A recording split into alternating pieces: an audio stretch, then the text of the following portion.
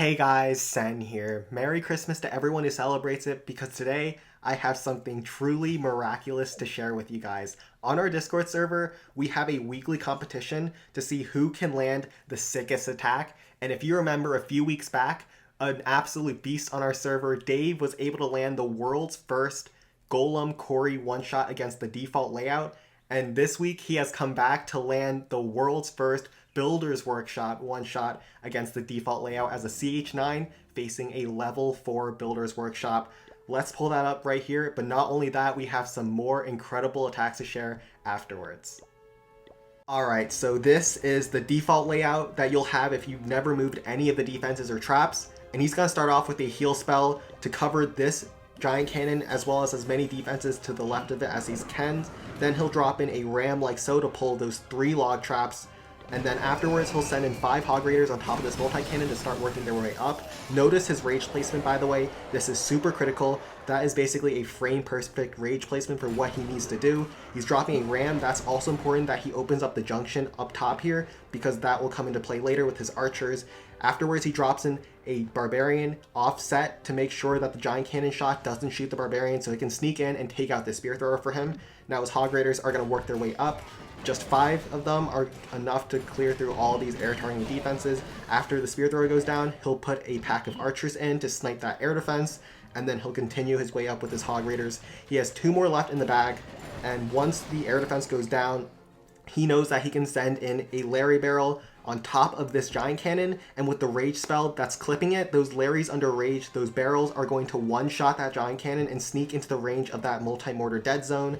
Now his Hog Raiders are all working their way up, and he has 2 more left in the bag that he's going to drop on the spear thrower once they start getting in range. Then he'll drop in a giant after the zap trap gets pulled like so to tank for the giant cannon over there, so his Hog Raiders don't get splashed by that. Now his Larrys are working down south to clear all of those defenses as his Hogs are moving up through the right side of the base under that heal spell, and that giant cannon is distracted so his Hog Raiders can sneak in and take it out. After that compartment gets cleared, he will drop in an archer on top of this cannon. Now the importance of this T-junction break over here is because his archers, after they shoot down the cannon, they'll go all the way around this wall and take out these defenses from an angle. There are 2 small bombs right in front of the cannon, so if they were to have to break through the wall, they would actually die. So that wall break was super important for him. Now he's working his way up the right side with the Hog Raiders, clearing that compartment. He's dropped in a barb to start clearing some trash buildings and open up the map, so he can drop in 2 rams to start distracting this giant cannon for his Hog Raiders to sneak in. I suspect that he could have just had another giant instead of that ram because those rams die pretty fast, but that giant cannon goes down nevertheless, and his Hog Raiders are going to move through the rest of this compartment over here. His archers are working through the bottom side, through the crushers as well as the air defense. They're not going to get shot at anything, but before they approach this building and get shot at by the blast bow, he's going to send in a ram towards this wall, one of these walls in front of the blast bow, to pull the zap trap and distract the blast bow for him. And then after the zap trap gets pulled, as well as the spawn zone gets opened up, he'll drop in 2 Larry barrels on top of the blast bow, and his Hog Raiders have split, but he has enough to go down over here and clear this cannon for him. And he has 1 extra ram left in the bag. He probably could have just used them to break open the wall for his Larrys, as well as giving them some barbarians to help support. But he's just going to let his troops now work through this entire section. Those Larrys are going to clear that after he dropped a barbarian on the left side to pull that log trap.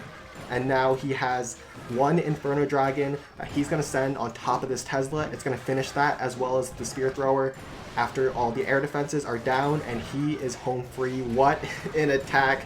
I cannot imagine how much planning went into this, because I myself have tried to do the Builder's Workshop one-shot. I've gotten kind of close at some points, and I used that same exact hog entry, but all of those deployments being so frame perfect with the rage spell, the Larry Barrel, the archers down south, clearing that entire section, which has been a nightmare for me, is so impressive. So do take note of this if you want to pull this off yourself and make the necessary adjustments if you have more troops, less troops, or a higher level or a lower level Builder's Workshop. If you want to try pulling this off yourself, and you will definitely also need to practice this in friendly challenges. Amazing work to Dave, and we actually have another attack from him as well. Up next, we have another hit from Dave, this time showing off why pre-nerf Graveyard was absolutely ridiculous. If you thought I was just going to show off one shot in this video and that it was only going to be against a default layout, you would be dead wrong, because Dave is coming in with pre-nerf graveyard. With the graveyard ram strategy, he drops in his graveyards outside of the dead zones of the rocket artilleries and the blast bows to make sure that those Larrys that are being generated are constantly distracting all those defenses. There's also a bunch of spear throwers on the backside. For some reason, that is a huge base building flaw against this strategy, because once all those big splash defenses go down and there's a bunch of Larrys still on the map, there is nothing that's going to be able to stop that swarm of Larrys with their shields from taking out all those backside spear throwers. So his troops are all moving through at this point. Those rocket artilleries can't do anything against his wizards. He even has some Larry barrels that he saved for those backside spear throwers to give him even more skeletons and even more troops in numbers to finish off all those single target defenses. A log trap luckily gets pulled by a single barbarian, so there was a little bit of luck. Or maybe it's just that Dave is more skilled than the rest of us, but there was some luck involved in this attack that was allowed him to have a bunch of troops moving through those last few defenses. There's that one multi-mortar, but he has one wizard still left. If he can get lucky enough and those Larrys are able to dodge all of those multi-mortar shells, he's going to sneak into that dead zone and he's going to be able to finish that off. So those Larrys are running, and with the help of that super wizard are going to take that out. That cannon is low. It locks onto his super wizard, but it's not enough. He's pulled all the zap traps and all the traps with his rams from earlier, and there's just one crusher standing in the way. He has a wizard at literally like 10% health, and it's going to finish off those last two buildings on this base for a one-shot against a not default Golem Quarry. Man, pre-nerf graveyard was one heck of a drug. Up next, we have the Secret, who's the only player who has won the competition twice, and he's going up against this 6 dragon cliffs, all spread out across the base, so it's super difficult to rage over a lot of them at once. And also, the left-hand side of the base has a bunch of these closed wall compartments with nothing behind them. And so that will force rams away from opening up these walls and just go in towards the inside of the base. And so the left-hand side of the base is completely closed off for an attacker unless you use a jump spell, which he doesn't have, but he has a crazy army prepared instead. He starts off with some barbarians to clear some trash buildings. They also pull some zap traps, but they're able to get enough trash buildings to where he can drop in his rage towards the district hall and drop in a pack of archers to finish off the last one and go forward, take out the cannon. And once those archers lose stealth, they're going to pull the attention of that super dragon. And once they all die, he's going to continue dragging the dragon out with a ram going towards the right side of the base. And so he can drop in archers to directly target that dragon. And before it flies back, he'll drop in another ram to continue tanking for that dragon so his archers under rage can finish that off. Then he's going to drop in a test ram to see where it's going to go. It doesn't go where he wants, so he waits for it to open up that wall, because he wants his rams to go forward now and tank for his wizards that he's going to use to bomb that district hall. After that dragon goes down, he's able to do his wizard bomb, because before it went down, the dragon can distract your wizards and make it really hard to get off their chains where you want them to. But now that's dead, he's able to send it in and they'll take out that district hall for him. And once his rams are starting to go inside, he's going to drop in 2 graveyard spells, a bunch of Larry barrels to provide him a bunch of shielded guards as well as air Larrys. The air Larrys are going to distract for his Inferno baby dragons to go in and assassinate those enemy dragons while they're all distracted. You can see they've killed one already and they're about to just kill their second enemy super dragon. And so for this first attack, he's grabbed 3 enemy dragons, the blast bow, the district hall, and he has punched through that super nasty trapped entry inside the base. And now he still has his work cut out for him with 3 dragons left on the backside. Let's see how he deals with it. He zaps down the far post over there, and he's able to cover those middle 2 posts with that 1 rage spell. Now he's going to drop in a pack of archers to go forward to help take out a bunch of defenses leading towards the dragons, as well as a barbarian on the south side bomb tower to help trade that for his when he's going to start on his hog raiders.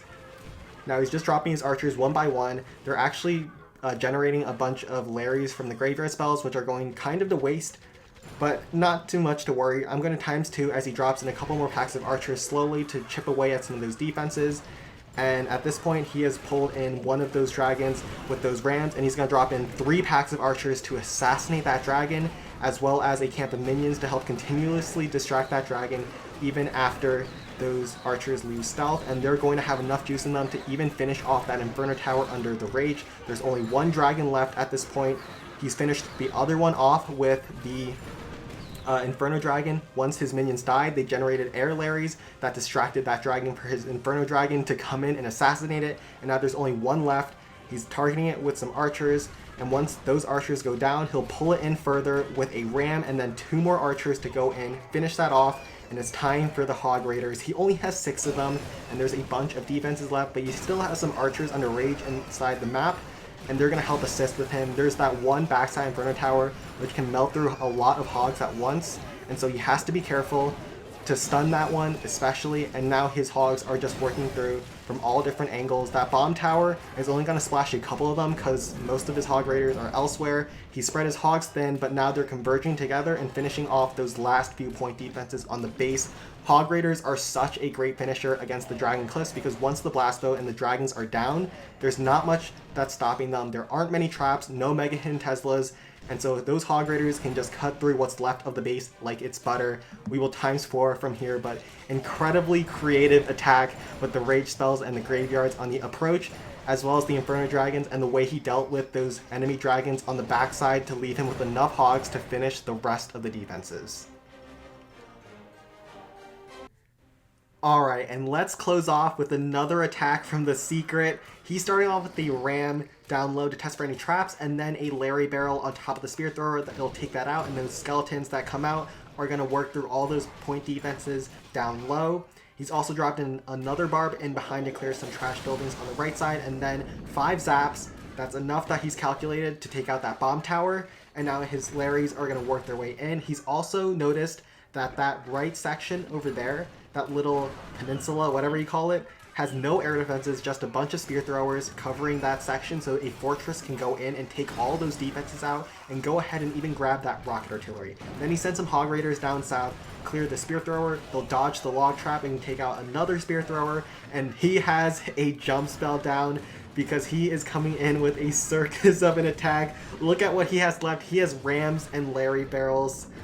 What the heck? He's coming in with more jump spell Rams. The purpose of them is that so that those Rams don't go after the walls, but rather they'll go forward further into the base and test for traps, so that his Larry Barrels that he's going to drop in right now, and I'm going to put at 1/2 speed, are going to have no trouble with any traps. That backside rocket artillery is also going to get distracted by his flying fortress that's going to work through that other rocket artillery.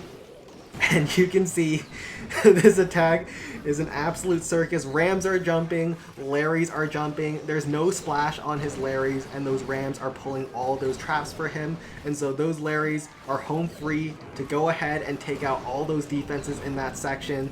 That rocket artillery ain't doing nothing to those Larrys. They are finishing off that rapid rocket. Then they're going in towards the Inferno Tower. They're going to slap that down as well and work their way on over to the left side of the base. That rocket artillery is looking at those Larrys funny, but they take out that Inferno Tower just in time, and they matrix 2 more rocket artillery shells. Now they're finishing off all those cannons over there and all those trash buildings on the left side of the base. Holy cow, I don't know what's going on. Neither probably do you. But now after those Larrys finish off that cannon in that last trash building, look at what they're about to do. They're about to circle all the way around and take that jump spell again. Matrix another rocket artillery shell, go inside the dead zone. That rocket artillery is low, and they're going to slap that down as well. Holy cow, those Larrys just took that one jump spell like 4 times. Those jumping Rams just look like the goofiest thing ever. There's just a couple of splash defenses left on the base, and they're all super exposed. He can snipe that Crusher with 1 zap spell, and there's that 1 bomb tower that he can snipe with a pack of archer. That rocket artillery on the backside is behind a district hall, but that's no problem because he's just going to use a P.E.K.K.A. anchored on top of the district hall to perpetually tank that rocket artillery for his Hogs to sneak in and take out all the point defenses left on the base. There's just that 1 exposed Crusher that he exposed through those minions, and he's going to drop in 1 more Hog Glider to finish that off. And I mean, the Secret has a little bit more class than I do. He's not going to drop in his heal spells on the river. He's going to throw them for his troops so he can get that little bit of extra bonus gold. But what an amazing hit. He has some swag troops left in the barracks. I love the creativity, man. This attack and these jump spell ram attacks are always a treat to watch. So there you have it. Dave, The Secret, and all the guys who have been submitting hits for Raid of the Week have been doing some incredible hits in the clan capital. Join the Discord if you want to participate or want to watch some of the other hits that I wasn't able to cover. But like and subscribe if you enjoyed today's video, and take care.